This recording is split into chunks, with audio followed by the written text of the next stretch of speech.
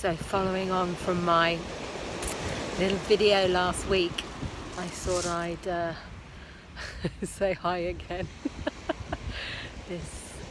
A few people have said to me to keep talking, so I just thought I'll see what happened. I'm actually lying on the beach. Look, I even got my belly out because it's just so glorious. It's absolutely stunning. Part of me is thoroughly enjoying this vitamin D.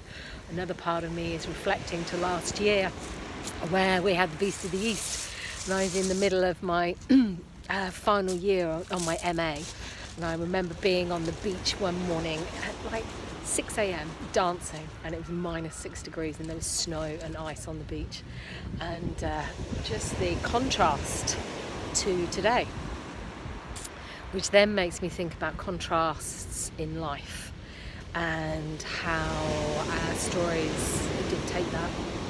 So one moment, and I notice this is happening a lot for me and quite a few of my friends and clients right now, is we've been discussing how we're going to the polar opposites.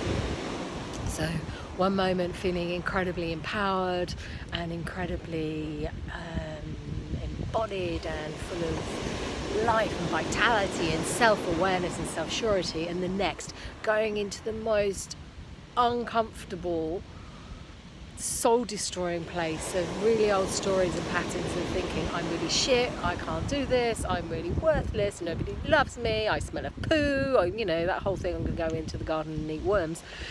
And the pain that causes in the split, in our psyche and in our heart and in our body, that split, but having to, as a growth point, navigate our way through that and know each one so deeply, so then we can make a choice of actually, what do I want in this moment, and recognizing. I think the key thing is to recognizing what's being played out. So when we start to recognize, oh, this is a really old paradigm, this is a really old narrative and story I'm playing, and which part of me, how old am I at this point, which part of me is playing out, can we scoop up that part and the adult part of us come in and say, it's okay, I've got you, we can do this, we've come this far, I'm now older than I was, and so still struggling with that age thing, that's another video, but really looking at how we can navigate through. So can we allow ourselves that vulnerability and the recognition of those times that we go into a place of absolute self-flagellation, and the times that we go into feeling really empowered and sure of who we are, but as we swing, can we lessen and allow the gravitas between each one to come to more of a still point?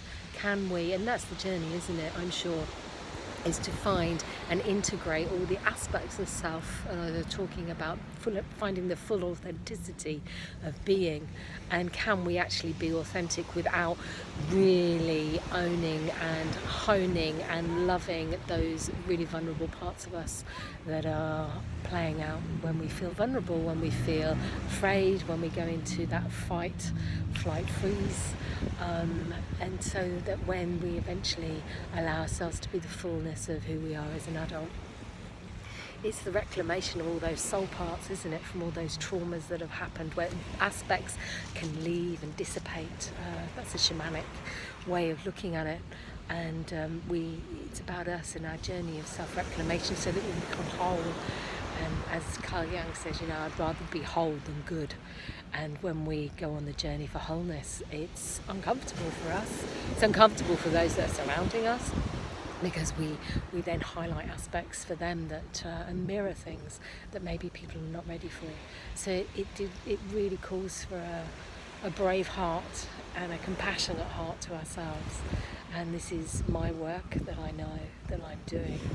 So maybe in this beautiful spring, although it's not even spring, we're still meant to be in water in this day of February, may it be that we find a little compassion for ourselves.